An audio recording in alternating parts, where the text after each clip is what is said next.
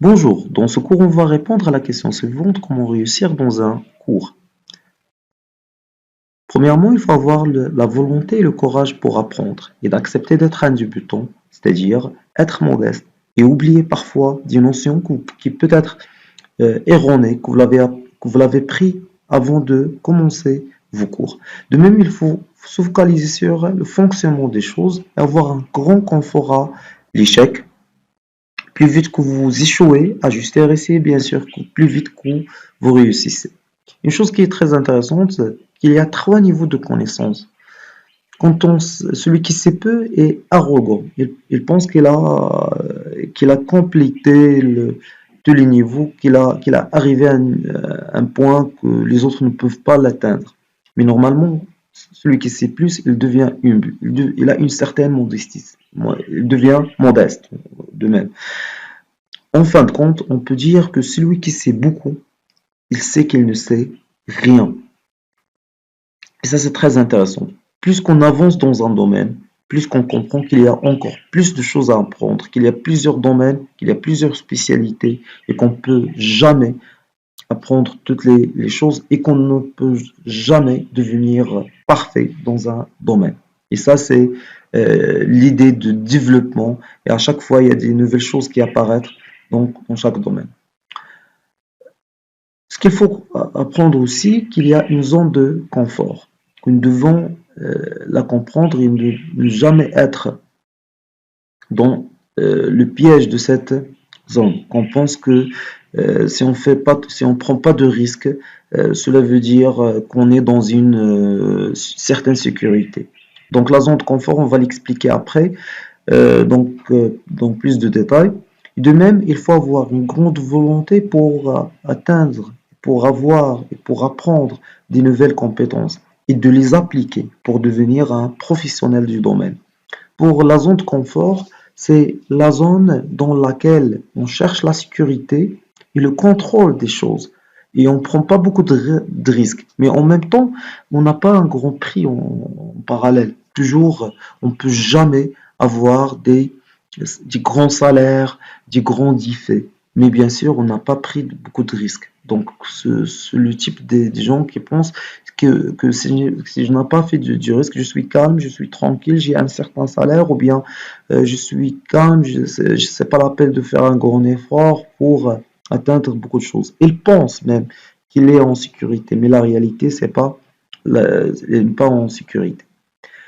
Quand on dépasse cette zone, on commence à passer à la zone de peur, fear zone. Dans cette zone, on commence à donner des excuses. On trouve parfois des personnes qui disent que je ne maîtrise pas les mathématiques car en collège j'ai rencontré un mauvais prof. Mais ça, c'est une excuse. Alors, réellement, ils peur de prendre le challenge face aux mathématiques, par exemple. De même, la confiance dans cette zone, elle commence à devenir commence à perdre la confiance. On a un niveau très bas de confiance en soi-même. De même, on peut être rapidement affecté par les opinions des autres. C'est-à-dire, si quelqu'un vous donne une remarque, soit qu'il est positif, soit qu'il est négatif, donc il peut vous influencer. Et ça, c'est ce qu'on peut dire quand on est dans une zone de peur. On a besoin toujours d'encouragement des gens pour nous orienter et pour nous guider.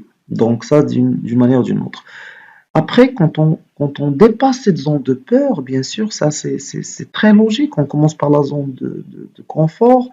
Quand on va le dépasser, on commence à avoir du nouveau challenge. Donc cela veut dire qu'il y a des défis, on commence à trouver des excuses. Mais après, on commence à comprendre que les excuses, les avis des autres, le manque de confiance ne sont pas des bons points qui vont nous aider à s'approcher de nos objectifs.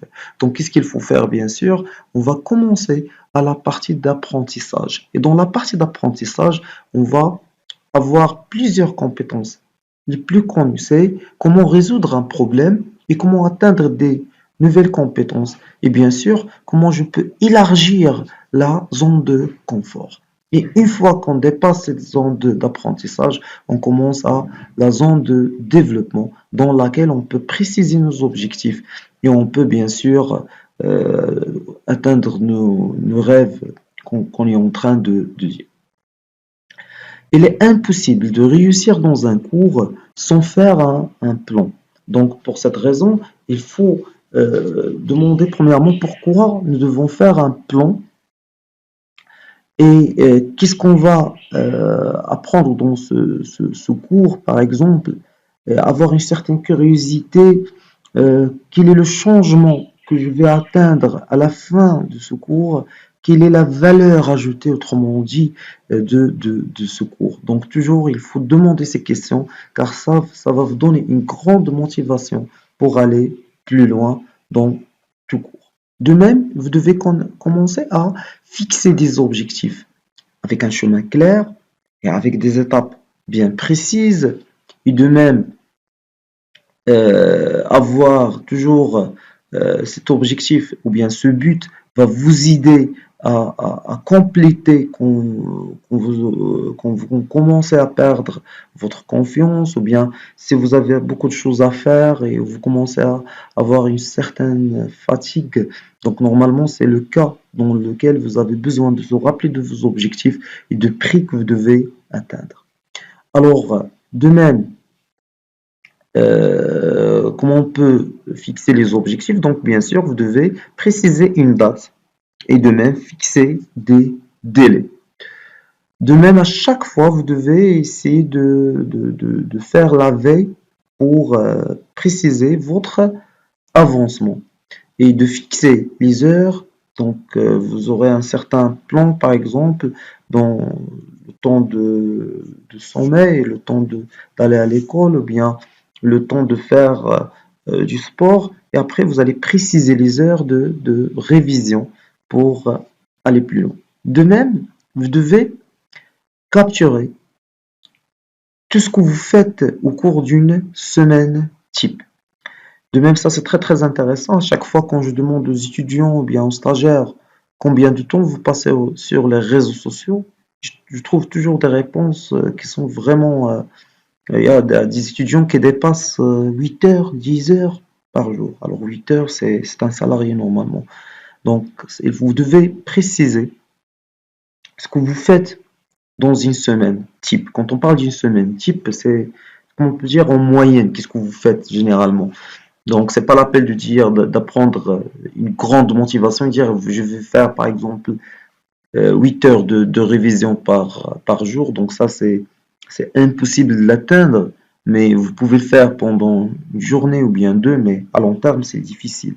Vous devez presque préciser le temps que vous passez sur les réseaux sociaux et de même, comme on peut voir donc dans cette opération, vous allez trouver qu'il y a certains euh, types dans lesquels vous pouvez préciser dans un calendrier le temps d'aller à l'école, le temps de faire du sport, si vous avez donc même si vous voulez sortir avec les amis, si vous voulez donc le temps des repas, donc tout ce que vous voulez faire, vous devez le préciser dans un calendrier similaire à ça. Ce calendrier, vous pouvez le faire avec Excel ou bien avec Canva et ça peut y aller très simple.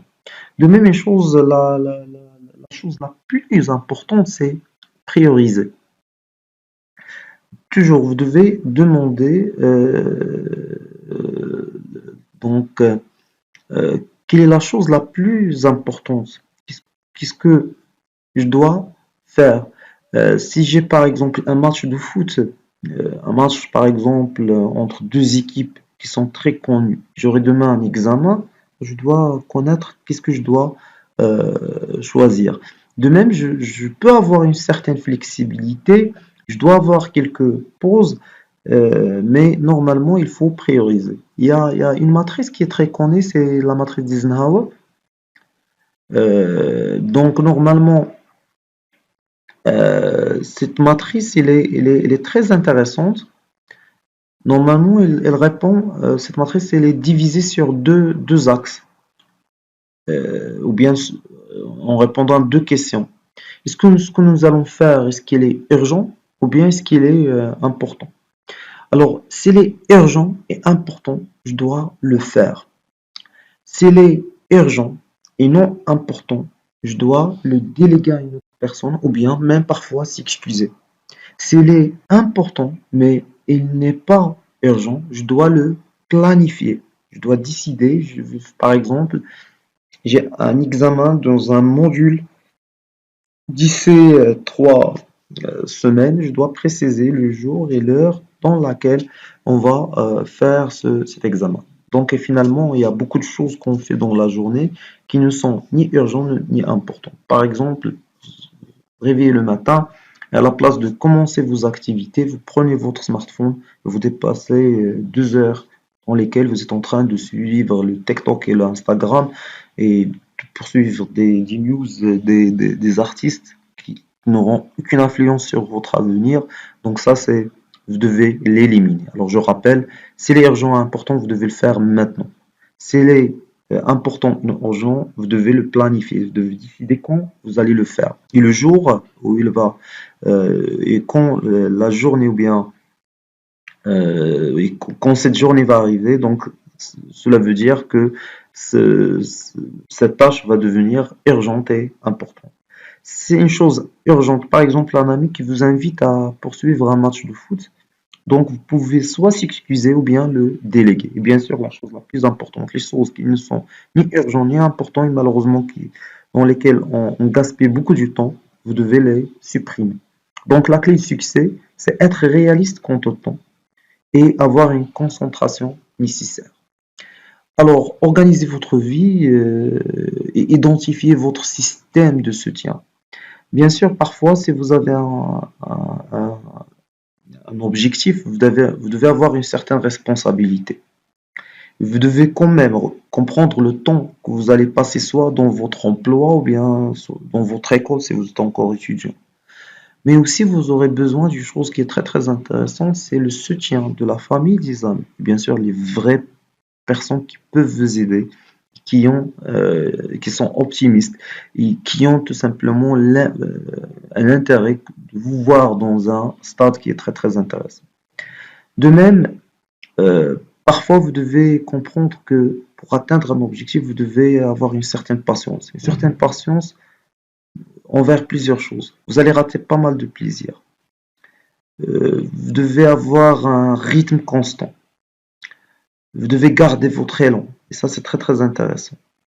Donc, vous devez préciser des blocs réguliers. Quand on parle d'un bloc, cela ne veut pas dire que vous allez faire une révision, ou bien vous allez préciser un cours de 9h15 à 10 heures. Mais normalement, vous allez avoir une certaine flexibilité.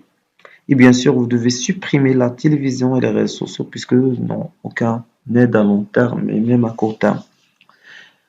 De même, vous devez avoir un espace productif, calme, loin des distractions, donc c'est annuler toutes les notifications des appareils, même vous devez éteindre votre smartphone pendant 1 heure, soyez sûr que le monde va rester tel qu'il est, donc sans aucun changement. Et de même fermer les distractions et de même préciser ce que vous voulez, toujours rappeler votre objectif. Les outils pour le travail, donc bien sûr, donc chacun de nous actuellement il a un accès à Internet, mais l'utilisation d'Internet, vous devez préciser ce que vous voulez faire premièrement. Est-ce que vous voulez commencer par une recherche sur le net ou bien est-ce que vous voulez commencer par 10 livres? Et je préfère toujours l'utilisation de 10 livres et une fois que vous terminez, vous pouvez commencer à utiliser des vidéos sur YouTube ou bien des cours autrement dit. De même, avoir un espace confortable, un bureau, mais si vous ne l'avez pas, donc vous pouvez préciser un espace dans votre maison dans lequel vous allez travailler qui est loin de dérangement, avec un bon éclairage bien sûr. Précisez vos ressources. Les ressources d'information, ce sont vos collègues de classe pour avoir une certaine communauté. Si vous avez des forums, vous pouvez participer à des forums pour lire les messages, pour ne pas demander les mêmes questions que les autres et participer à la conversation pour valoriser et évaluer vos idées. À un certain moment, vous pouvez avoir quelques blocs Vous devez reliser le contenu de cours, relire les vidéos, demander l'aide des collègues et des profs, de même parfois chercher des ressources.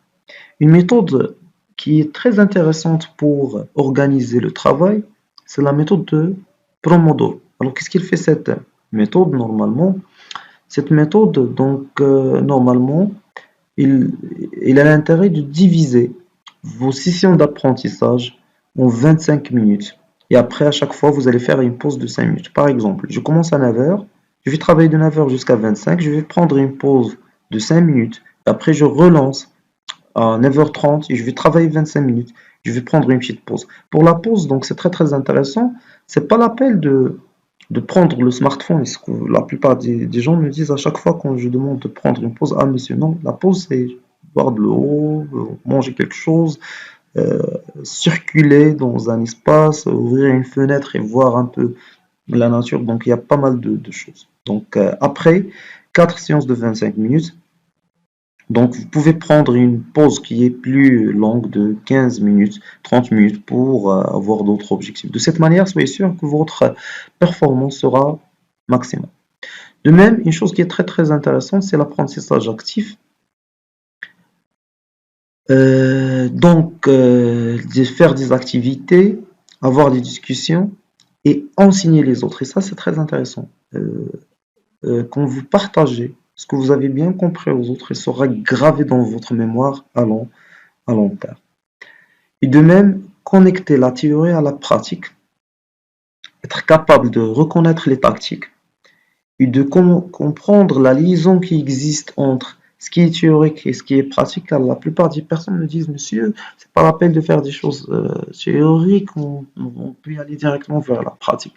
Mais normalement, ce qu'on cherche, c'est d'avoir des personnes qui sont capables de résoudre des problèmes, non pas des machines qui sont capables de répéter des solutions qui sont déjà offertes. Et ça, c'est très intéressant. La pratique que tout le monde,